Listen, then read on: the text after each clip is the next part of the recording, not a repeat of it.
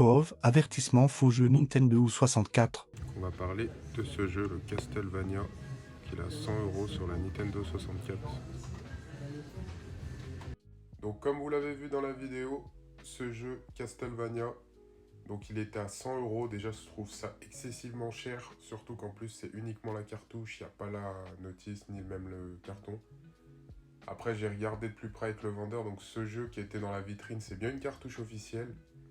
Mais par contre c'est pour vous mettre en garde, car ce jeu on peut le trouver en reproduction sur un site, donc je vais vous montrer l'image. Donc il était à 13 € je crois. Donc c'est sur un site qui fait pas mal de jeux de contrefaçon, vous devez sans doute savoir c'est quel site. Et ce qui est grave en fait, c'est qu'en baladant sur ce site, je n'ai pas trouvé que du Castlevania. Donc il y avait du F-Zero, il y avait aussi du 007, Mortal Kombat aussi. C'est des versions Europe, il y a également des versions américaines.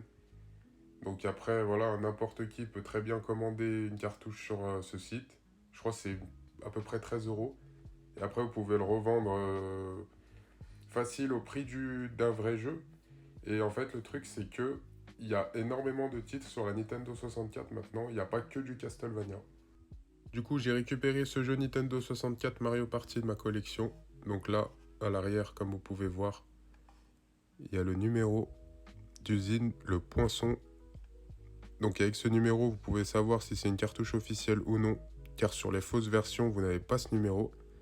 Donc voilà l'équipe, j'espère que cette vidéo pourra vous aider. Donc il y a quelques mois en arrière, j'avais fait une vidéo concernant les jeux Pokémon sur la Nintendo DS, la version platine, perle et diamant, comme quoi il y avait des contrefaçons sur ces jeux. J'avais fait une vidéo aussi sur un jeu Castlevania sur la Nintendo DS, je m'étais fait avoir. Donc après j'ai ramené le ticket de caisse et tout, ils m'ont remboursé, il n'y a pas eu de souci. Et là maintenant, il n'y a pas que du Castlevania de la Nintendo DS, il y a même celui de la Nintendo 64 auquel va falloir être vigilant. Et il y a encore d'autres titres de la Nintendo 64, j'ai pas encore tout défilé. Donc c'est de plus en plus grave.